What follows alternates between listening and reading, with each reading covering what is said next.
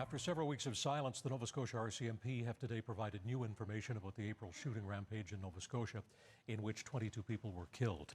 They say their investigators have spoken to more than 650 people in 4 provinces in the United States, some of whom admit they were aware the shooter had guns and replica RCMP vehicles, but they did not inform the RCMP. Still others have said they reported the shooter for domestic violence. The RCMP described him as a grievance collector, a grudge holder, someone who targeted some of his victims on that weekend for perceived injustices of the past. Superintendent Darren Campbell is Criminal Services Officer, Criminal Operations for the Nova Scotia RCMP, and he is joining us tonight. Superintendent, we appreciate your time. I know it's a difficult investigation, a difficult anniversary for the force today, so thank you. Thank you. Superintendent, you've become familiar to us in your role as a spokesperson for the RCMP in this matter, but as the Support Services Officer for Criminal Operations, at what point did you yourself become involved in what was going on that weekend? Yeah, I became aware actually fairly early on. As a Support Services Officer, a number of areas or programs fall under my area of responsibility in Nova Scotia. One of which is the Critical Incident Program, which includes the Emergency Response Team. I did receive a call sometime in and around 11 o'clock on the 18th from our Critical Incident Commander. That's the usual protocol. I'm updated on what was happening as they knew it at the time. And again, I provide the authority to call the Critical Incident Program. So again, as someone who is in the role you're in, you will know that there are long-standing concerns about the level of policing in rural parts of Canada, including Colchester County, where they've asked for a review of the RCMP's activities there. Can you tell us how many officers first responded to the call to Portapique on that night? I don't have the exact number in front of me, but what I do know is that there were a number of officers. In fact, on the very first, 911 calls, there was a minimum of 4 that responded. In fact, it was those 4 that formed that initial IR team that I spoke of. And again, one of the benefits of, having a national police force as a contracted police service is that we actually have access to several other resources as well. So as this situation was unfolding, we were calling in resources from a number of the areas or counties within, or districts as we call them in Nova Scotia. But in its earliest stages... the initial call was responded.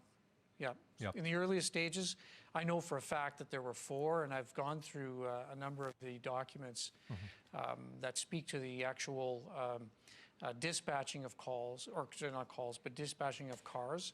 And more than 25 units responded within a very short period of time. Who's in command at that point?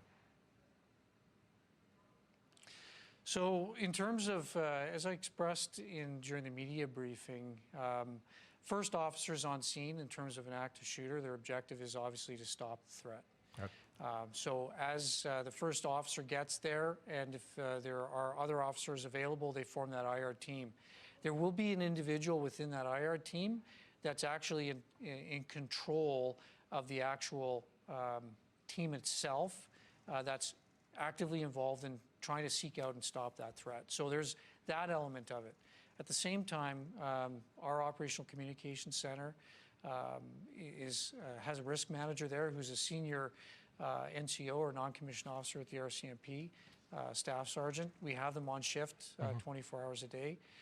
They are also in control of all the dispatching, and they have full awareness of where our units are, how many we have available to us, and they actually have access to calling out additional units. So as this situation was first being dispatched, that risk manager would have control over resources and the calling out of resources. And of course, they will then inform the on-call critical incident commander.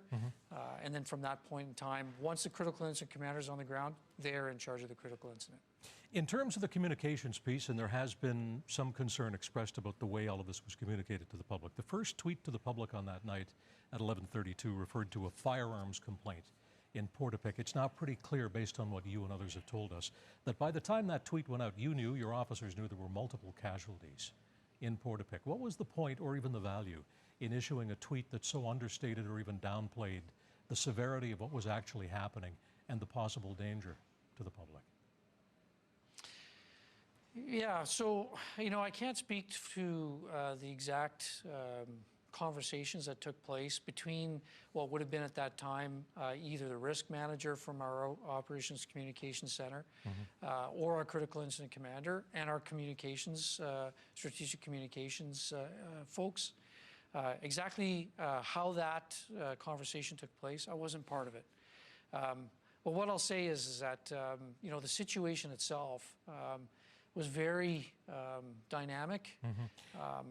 I wouldn't say that the response to it was well done, but it was a chaotic scene. Not the response, but the scene itself. So, there's always, it's easy to criticize the language that people use, but it was dynamic and it was evolving, and all of the details weren't really known. I can't speak to why they chose that language. But can the fair-minded agree that describing it as a firearms complaint was highly inaccurate? Well, it was a firearms complaint.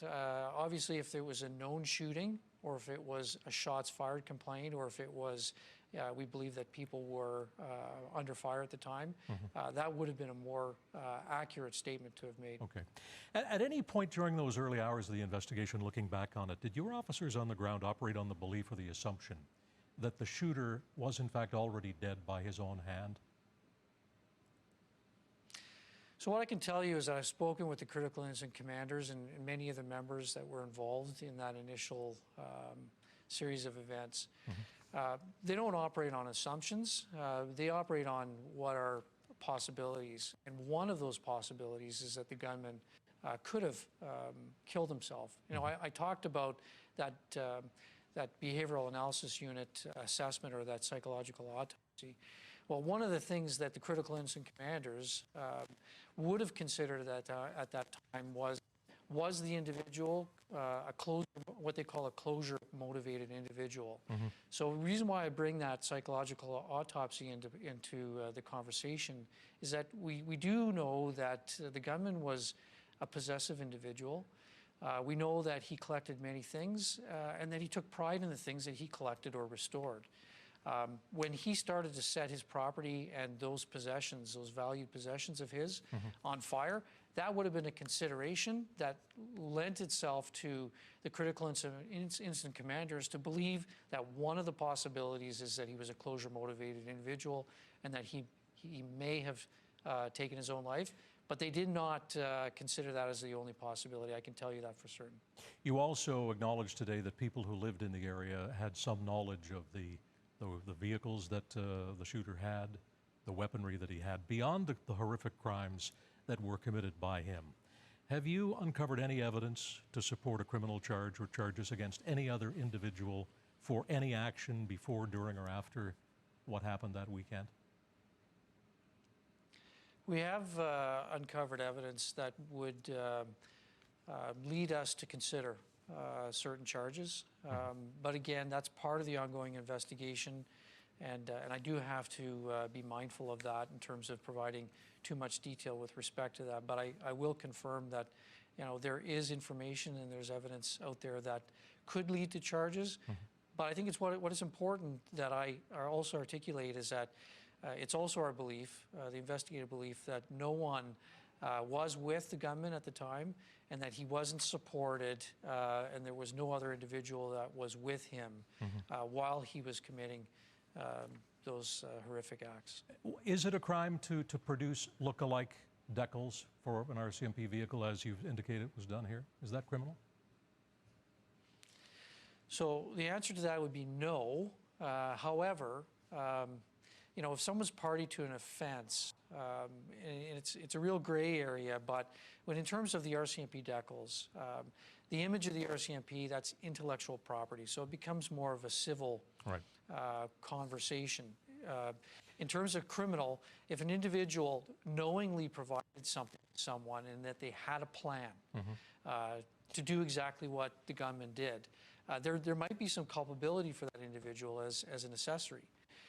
However, our investigation hasn't uncovered any evidence to support that in terms of the decals. And again, it's a criminal offense to hold yourself out as a police officer, whether you're wearing a uniform, driving a car, or even just in plain clothes, saying that you're a police officer and carrying yourself or identifying yourself as such. That's a criminal offense. So once the individual takes possession of those items and then they use them to have others believe that they're a police officer, that's the criminal offense. And do you suspect that there will be charges coming here? Well, as I mentioned, the objectives of our investigation is to determine what role or knowledge anyone had. If there was a role that would lead to criminal charges to anyone, then certainly that's our job in order to uncover that evidence and then to present that to prosecutors, and then they would make a determination on the strength of that evidence as to whether they were going to proceed with criminal charges against any individuals. And again, that's currently ongoing, and there's limited details I can provide with respect to that. Finally, would the RCMP support or oppose a public inquiry into what happened here? Well, absolutely. Whether it be a public inquiry or if it's a review, whatever form that comes in. The business that I've been in terms of the types of jobs that I've had in the RCMP, whether it's the RCMP, it's another police agency, or it's another law enforcement body, we're certainly not strangers to inquiries. And in many of the courses that I've taught, people will tell you that I'm a very big supporter of reviews or inquiries or audits, whatever you want to call them, because we learn from those things. It's easy to judge, but you need to have a full analysis of the facts, and they often come out through those inquiries, and it's through those inquiries we learn about lessons learned, whether they were best practices, but also the lessons learned on things that we could do better. All right. And I can say it, I've been in this business for a long time. The RCMP is an organization that is always striving to do better, and we certainly would welcome and participate very openly with any type of review or inquiry. Superintendent, we appreciate your time tonight. Thanks again. Oh, you're very welcome. Superintendent Darren Campbell, Criminal Services Officer, Criminal Operations for Nova Scotia RCMP. Back in just a moment.